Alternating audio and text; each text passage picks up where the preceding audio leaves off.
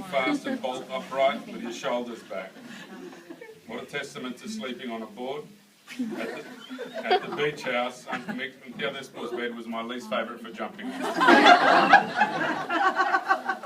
Uncle Mick was the middle of the three brothers. They moved as one unit, never far from another, physically or mentally. They worked together, sat together at parties and went to church together. In a television interview, after the brothers became minor celebrities, my dad attributed the relationship to Philadelphia, brotherly love. My dad would say to me, "I don't make people like Uncle Mick anymore." They probably broke the mould, and everybody here would agree. My dad and my uncle studied together.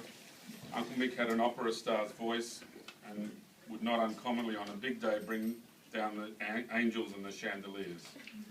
His voice would place you in a state where you would swear you could feel the heavens around you. Sir Charles Court, another statesman and music lover, acknowledging the brothers at a function, asked Uncle Mick if he would be hitting the high C that evening. At the shop, Uncle Mick would be frequently singing or humming, particularly in the middle of some family crisis. Dad would say to Uncle Steve, "Na tragudai pale." And this would earn the famous Uncle Steve finger in the temple.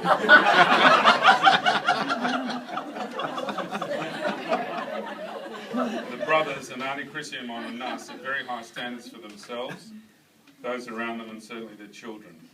These standards were passed on to them by the lessons and doctrines instilled in them by their mother, Tianta Filia. Uncle Mick would not entertain anything but 100% honesty, the utmost philanthropy and kindness and charity to all others.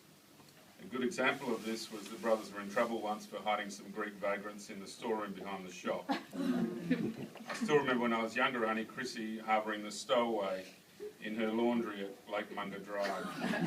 Uncle Mick is probably the least interested person in money on the planet. My dad used to rib Uncle Mick, "How are your shares going?" after he'd had a big win on the stock market. He would say he didn't know and seriously didn't seem particularly interested. Grandma instilled one of the main doctrines in the family, church every Sunday and twice weekly Nistia. On that note, some of my favourite memories are at Uncle Mick's after church.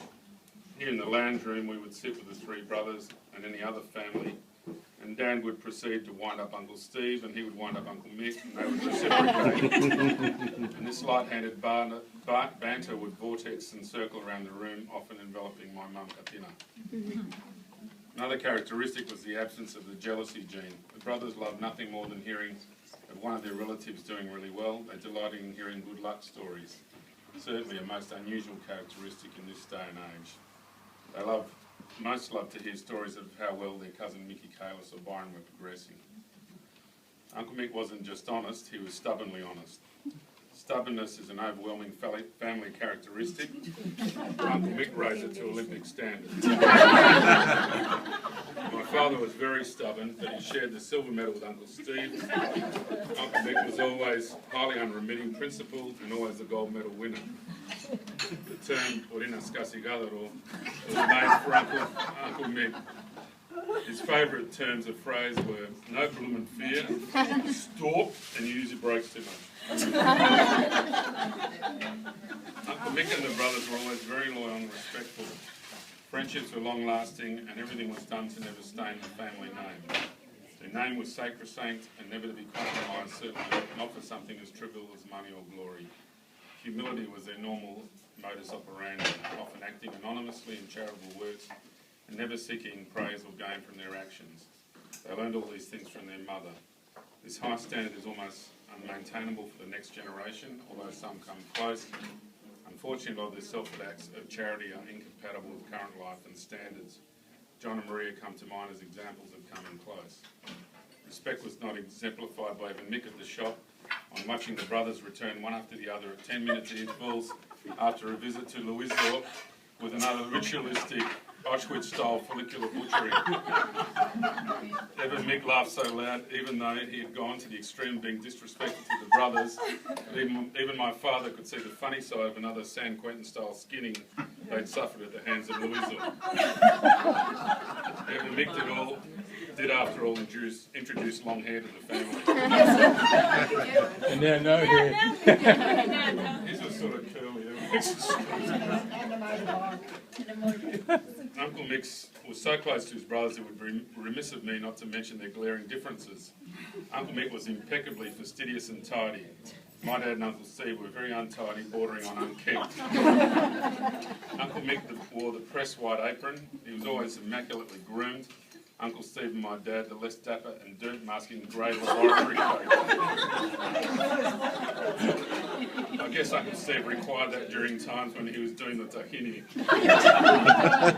This could only be described as some weird science project crossed with a Turkish oil wrestling festival. Occasionally Uncle Mick would berate them, describe their actions as catastrophic. Uncle Mick never gave anyone their passport as my father would, or tell them they need to see a doctor, or worse, a specialist as Uncle Steve would suggest, after the latest bout of inappropriate behaviour. To be a true Kakulas, you would have had to work at the shop. I often worked alongside Uncle Mick and could charm the birds from the trees. Are you free? No, I'm married. When cutting the cheese, for example, Pecorino Romano, the most challenging of all Italian parmesan, Uncle Mick would balance on one foot, leaning with his left hand near the tip of the blade, his right hand on the handle, and his left leg gyrating in midair. I only dance when I'm cutting cheese, he would say. After rude or inappropriate customer would leave, Uncle Mick would wisely tell me that there were more out than in, referring to the mentally challenged and ill. Uncle Mick never or rarely swore. My dad and Uncle Steve loved to drop the S word into many conversations. Uncle Mick told me, "Don't arrest after Lexi," suggesting somehow it became my dad's favourite word. And Uncle Mick never used the word sitter to describe someone who'd underorder some bulk goods or question whether the purpose of ordering 100 grams of fenugreek may have been to smell it or not to medicine.